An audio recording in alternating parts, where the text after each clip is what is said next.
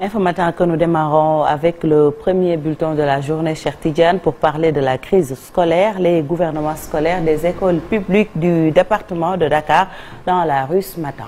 Ce sera une manifestation autorisée, Fatih, au cri de « Nous voulons étudier » à la place de l'obélisque. La marche était prévue du rond-point Ngor à l'UNESCO à la demande du préfet de Dakar. L'itinéraire de la marche a été changé. Rappelons que dans le cadre de leur 10e plan d'action, les syndicats d'enseignants sont en grève totale aujourd'hui et demain, après les journées de débrayage de ce mardi et mercredi. Et puis toujours dans ce dossier, la rencontre entre le gouvernement et les syndicats du G7 qui était prévue ce jeudi a été reportée au vendredi 25 février 2022 à partir de 10h.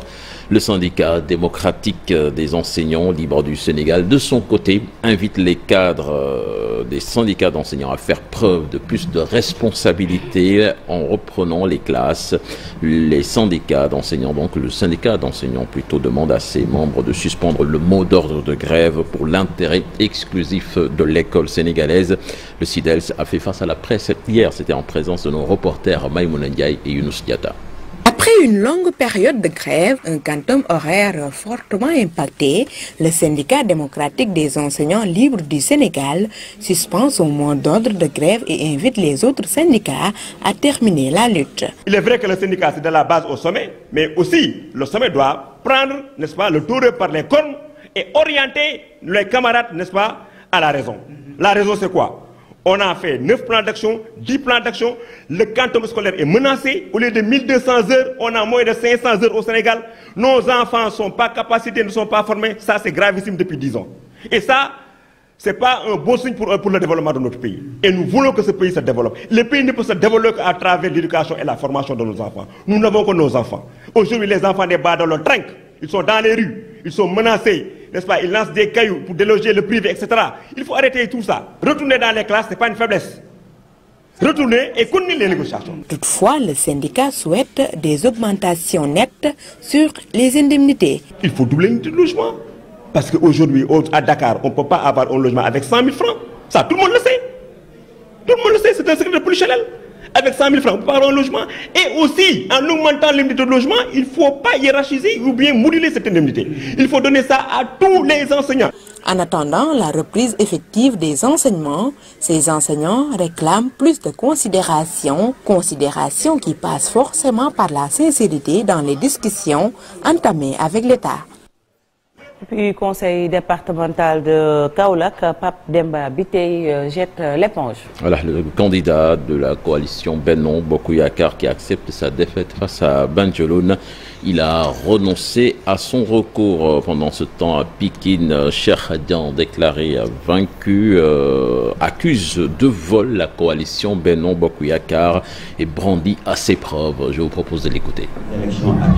Dans ce document, donc nous avons listé tous les cas volés les élections à Pikine Nord qui à côté de Pikine Est et Dalifort étaient les 3 grands centres de vol des élections dans le département de Pikine. Tout cela, vous pourrez le constater avec les PV qui ont été reproduits dans ce document à titre de preuve pour édifier l'opinion sur l'ampleur de la fraude électorale. Nous sommes prêts à mener le combat jusqu'au bout. Le président Macky Sall. Parce que nous savons que nous avons le droit avec nous. Face à ce dossier bétonné de preuves irréfutables, nous avons bon espoir que ces magistrats de la Cour d'appel seront à la hauteur des enjeux. Et puis, Conseil des ministres de ce jeudi, tous les ministres sans exception sont convoqués, en fait, qui laisse penser peut-être à l'imminence d'un remaniement ministériel au lendemain des élections territoriales, comme l'avait annoncé le président de la République, Macky Sall. Et puis en mode sport, avant de boucler, Fatih Diagne avec plaisir. Malik Kando. Ah oui, ça fait plaisir de voir Sadio rayonner et claquer des buts, avoir une forme phénoménale. C'est toujours dans la même veine que la Coupe d'Afrique des Nations. Et je pense qu'il est rentré auréolé de gloire et il est toujours dans cette dynamique de champion. Donc pourvu que Liverpool également accroche encore un titre de champion. En tout cas, ils sont à 3 points de City. Et puis sa canne a été sucrée, pour reprendre la une du quotidien Record. Ça l'est sucré, ça dépend du goût de celui qui consomme. En tout cas. Le Sadio nous régale, l'enfant de Bambali. Et on est fiers. Et il a fait un geste remarquable, hein? Son ballon d'or qu'il dédie au musée Pape Bouba Diop. Ça également, ça montre la noblesse et la grandeur du footballeur Sadio Mané. En tout cas, nous sommes fiers de notre Sadio Mané national et international. Merci beaucoup, cher Tidiane. On reste avec toi pour les actualités internationales. Absolument.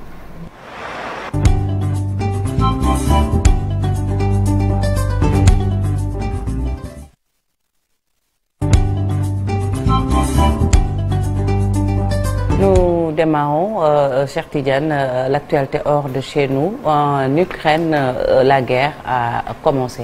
C'est à travers une allocution à la télévision russe que le président Vladimir Poutine l'a annoncé. En croire l'AFP, au moins 2 explosions ont été entendues dans le centre-ville de Kiev tôt le matin, déclenchant des sirènes de voitures. L'AFP indique aussi des explosions à Mariupol, une ville de 400 000 habitants située à la frontière sud-est avec la Russie, au sud de la région disputée du Donbass, ainsi qu'à Kramatorsk, entre les territoires plutôt séparatistes de Donetsk et Lugansk, à Odessa, port de la mer Noire, ou encore à Kharkiv, deuxième ville du pays. Quelques heures auparavant, le Conseil de sécurité de l'ONU a convoqué une réunion d'urgence sur l'Ukraine. La Russie assure la présidence tournante ce mois-ci du Conseil de sécurité de l'ONU et la réunion extraordinaire survient donc 2 jours après une autre session d'urgence où il n'y a eu aucun appui à la décision de la Russie de reconnaître 2 régions de l'Ukraine comme indépendantes et d'y envoyer des troupes russes pour le maintien de la paix. Selon le gouvernement de Vladimir Poutine, les diplomates du Conseil de sécurité sont en train de finaliser un projet de résolution qui déclarerait que la Russie viole la Charte des Nations Unies, le droit international et une résolution du Conseil de 2015 sur l'Ukraine, a indiqué un diplomate qui a parlé sous le couvert de l'anonymat. En Afrique, direction le Mali, avec la délégation de la CEDEAO, conduite par le Nigérian Goodluck Jonathan, qui doit arriver à Bamako d'ici quelques heures pour participer à plusieurs séances de travail aujourd'hui et vendredi. La durée de la prolongation de la période de transition sera de nouveau au cœur des discussions du médiateur de la communauté économique ouest-africaine et des autorités maliennes qui cherchent à s'entendre sur un délai raisonnable. Goodluck Jonathan rencontrera donc les membres du comité local de suivi de transition, les représentants à Bamako de l'Union africaine, de la CEDEAO, de la MINUSMA, ainsi que des diplomates en poste dans la capitale malienne et bien évidemment les autorités de transition.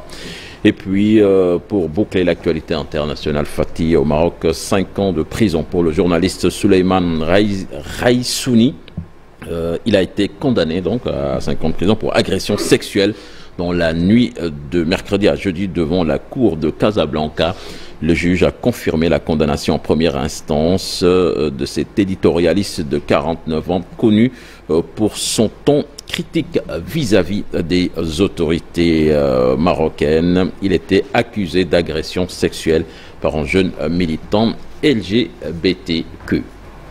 Merci beaucoup, cher Tidiane. On se retrouve également tout à l'heure pour la version Wolof. Tout de suite, Café Presse, Café Court avec Chérif Dia.